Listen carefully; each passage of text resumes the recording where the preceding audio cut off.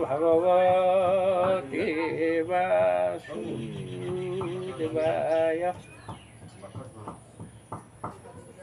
গীতাও সব্য মহাত্মানং যথা বেত সুত মে বদ পুরা নারায়ণ ক্ষেত্রে ব্যাসেন মুনি দিত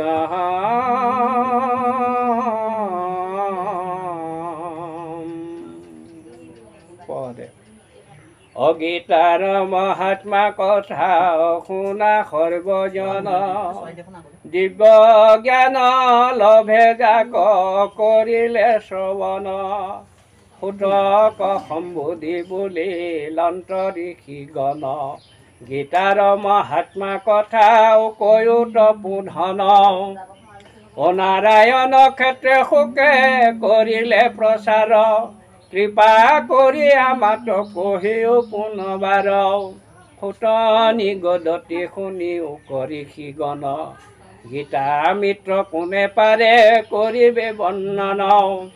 অগুহ অৰ্থ বুজিবাৰ শক্তি নাহি কাৰ দেৱৰ একে নাজানয় মহাত্ম গীতাৰ কিঞ্চিত জানয় মাত্ৰ কৃষ্ণ ধনঞ্জয় যজ্ঞবল্ক ব্যাস আৰু শুক মহাশয় অলেখ অংশ জানে মাত্ৰ আন যত জন যিমতে শুনিলো কৰো সংক্ষেপে বৰ্ণন হে ৰাম সকলো শাস্ত্ৰৰ জ্ঞান গীতাতে আশ্ৰয় বেদ বেদান্তৰে ধৰ্ম গীতা পঢ়ি পায় যিটো পাঠ কৰে কিবা লয়ে দেৱগাৰে তীৰ্থত নদীত কিম্বা শালগ্ৰাম ঘৰে নেথাকে শত্ৰুৰ ভয় শয়নে সপোনে সদা তুষ্ট নাৰায়ণ কিটোৰ কাৰণে এ ৰাম গীতাৰ পাঠত কৃষ্ণ সন্তোষ যিমতে দেৱতীৰ্থ দান তনুহয় সেইমতে যিটো জনে ভক্তিভাৱে গীতা পাঠ কৰে বেদ পুৰাণল ফল অপয়াসে ধৰে হে ৰাম গীতা পাঠ কৰে যিটো যজ্ঞৰ আগত বৈষ্ণৱ মাজত কিবা দেৱতা থানত সিদ্ধ পৃথক শিলাৰ আগত যুগস্থানে সাধু আগে অথবা পিতৃৰ শ্ৰাদ্ধ দিনে হে ৰাম সৰ্বসিদ্ধি হয় তাৰ বেদৰ বচন অৰ্জুনৰ আগে নিজে কহে নাৰায়ণ দিনে দিনে যিটো জনে গীতা পাঠ কৰে অশ্বমেধ ফল সিটো অৱশ্যেই ধৰে হে ৰাম শ্ৰৱণ কীৰ্তন সদা গীতাক কৰয় পৰম গতিক সিটো অৱশ্যে লভয় অভক্তিভাৱে যেইজনে গীতা কৰে দান মনোমত্ৰ ভাগ্য লাভ পাই সেইজন অসৌভাগ্য সকলভে নাহিকে সংশয় পৰম সুখ সকলভে সংসাৰে তৰয় সৰ্বত্ৰতে যাৰ ঘৰে গীতা পাঠ কৰে ক্ৰিয়া ব্যাধি দুখ সুখ নোহ তাৰ ঘৰে হে ৰাম ৰোগ শোক তাপত্ৰয় থাকয় দূৰত নহয় বিপদ তাৰ অৱনি মাজত এ নৰক এৰাই বাহে কৃষ্ণত ভকতি বিস্ফোটক আদি ৰোগে নহয় দুৰ্গতি অজীৱৰ পালক কৃষ্ণ যদি তুষ্ট হয় ন্যায় ভক্তি বুলি তাক কহে বেদ ছয় মুক্তি সুখ পায় অংগ পাপ মুক্ত হয় পদ্মপত্ৰে জলে যেন স্পৰ্শ নকৰয় অজিতু জনে নিতে কৰে অভ্যাস গীতা কওঁ মহাপাপে স্পৰ্শ নকৰয় কভূতা কওঁ অভক্ষ ভক্ষণ অব্যাস্যৰ আচৰণে অস্পৃশ্য স্পৰ্শ নকৰে জ্ঞান বা অজ্ঞানে অসত্য ইন্দ্ৰিয় হেতু যতে ক পাতে ক সৰ্বপাপ নাশ হয় পাঠক গীতা ক ইমান সহজ কৰি থৈ গৈছে, দুখ কৰিলেও ঈশ্বৰৰ নামলৈ খণ্ডন হয় দেখিছেনে? এ ৰাম সৰ্বত্ৰ আহাৰ কৰে নকৰি বিচাৰ, গীতা পাঠে সেই পাপ খণ্ডয় তাহাৰ, ৰত্নপূৰ্ণ মহিলাভ কৰে অন্যায়েৰে, গীতা পাঠে মাত্ৰ তাৰ সেই পাপ হৰে, অন্তৰত গীতা যাৰ পৰয়ৰ মন, হাগ্নিক পণ্ডিত ওজা প্ৰককীয়া মানৱ, এ ৰাম জ্ঞানী ধনী যোগে সেইটো অৱশ্যে হয়,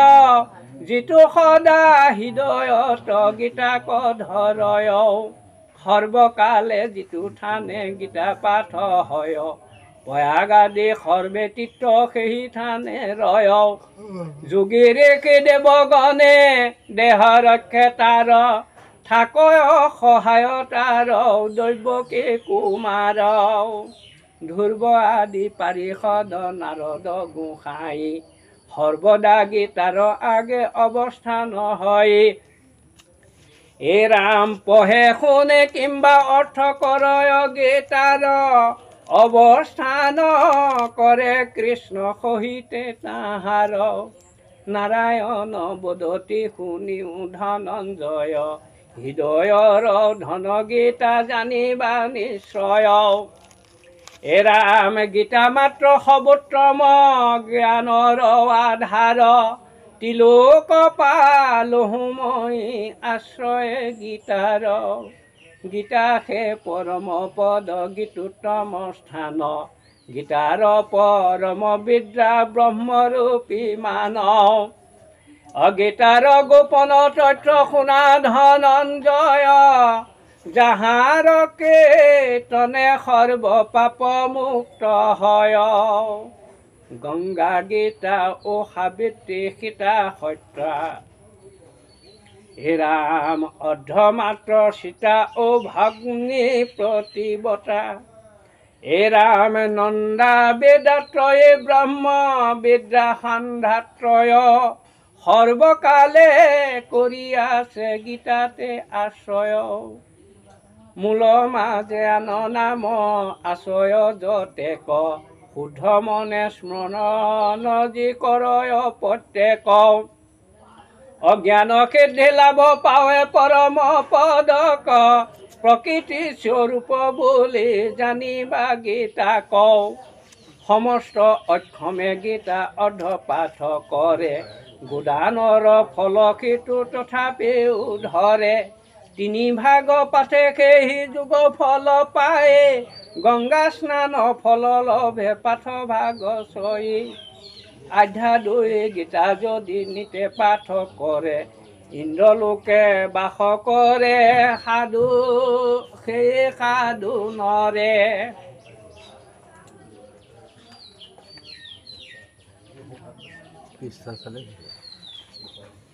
এ ৰাম নিত এক অধ্যায় পাঠ কৰে ভক্তি ভাৱে, সংসাৰত ৰিয়া সুখে ৰুদ্ৰলোক পাৱে,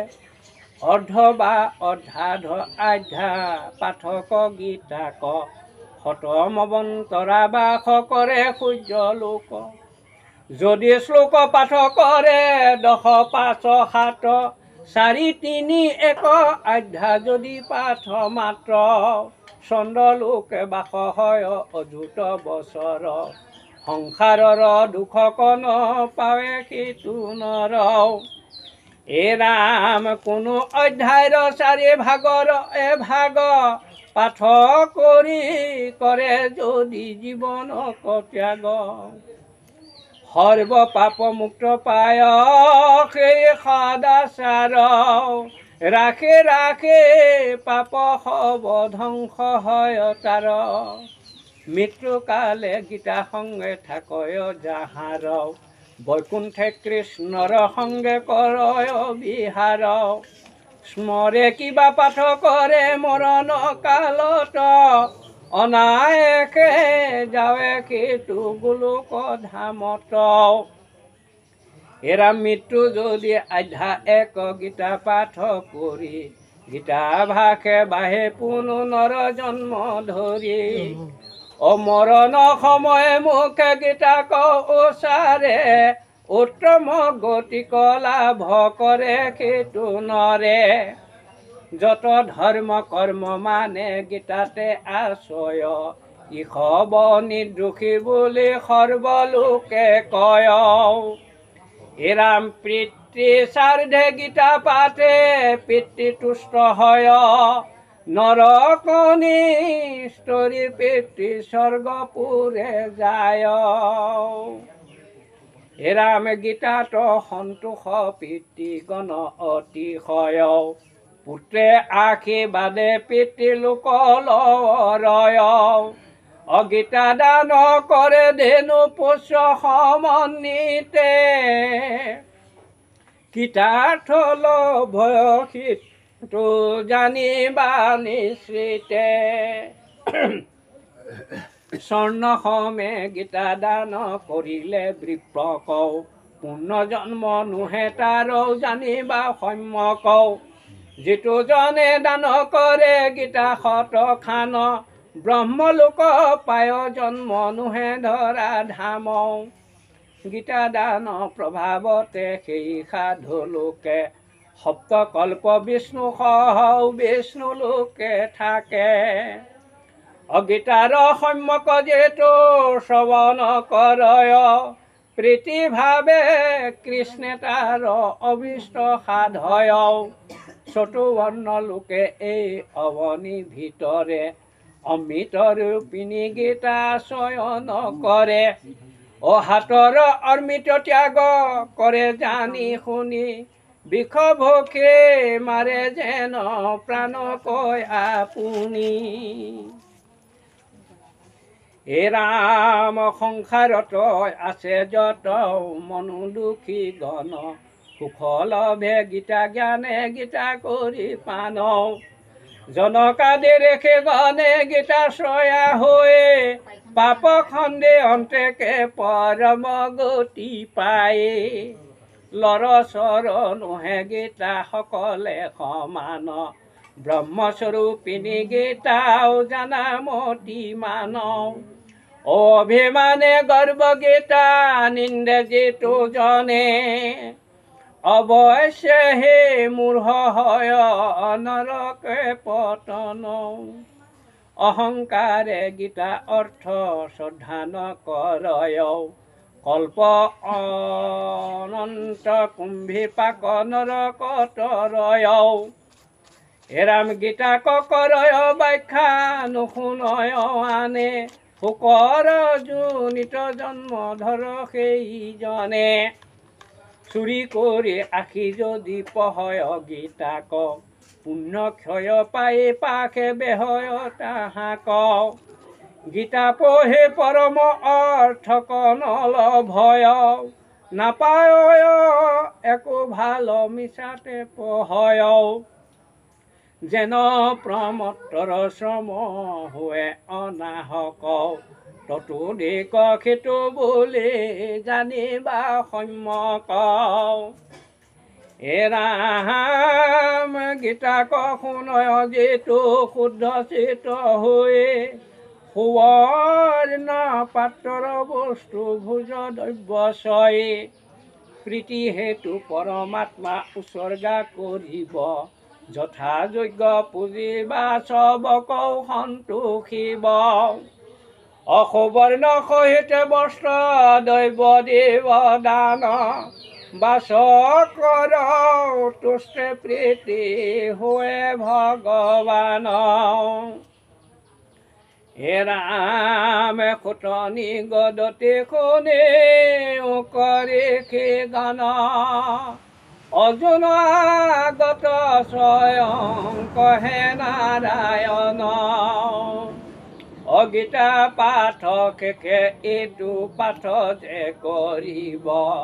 তেবে সে পাঠৰ ফল সিজন লভিব অগীতা পাঠ কৰি যদি মহাত্মা নপঢ়ে বিঠাতে সেইজন গীতা পাঠ কৰি মৰে মহাত্মা সহিতে গীতা পঢ়ে কিবা শুনে লভয় পৰম গতি চোতা বক্তা জনে হে ৰাম পুণ্য ফলে সংসাৰত ৰয় সেইটো জন অৰ্থ শুনি মহাত্মাকে কৰিলে শ্ৰৱণ অশুনা কৰে বচন এইটো মহাত্মা গীতাৰ যাহাৰ প্ৰভাৱে সুখে তৰয় সংসাৰ অগীতাৰ মহাত্মাই মানে সমাপ্ৰণ অ হৰি হৰি বোলা সবে সবা সদগণ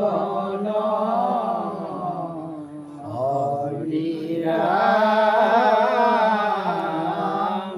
ৰাম। গীতাৰ মহাত্মা সমাপ্ত। এতিয়া আমি দোহাৰিছোঁ। হে ৰাম শুনা সৰ্বজন এইটো মহাত্মা গীতাৰ যাহাৰ প্ৰভাৱে সুখে তৰয় সংসাৰ অগীতাৰ মহাত্মাই মানে সমাপন অ হৰি হৰি বোলা সবে সবা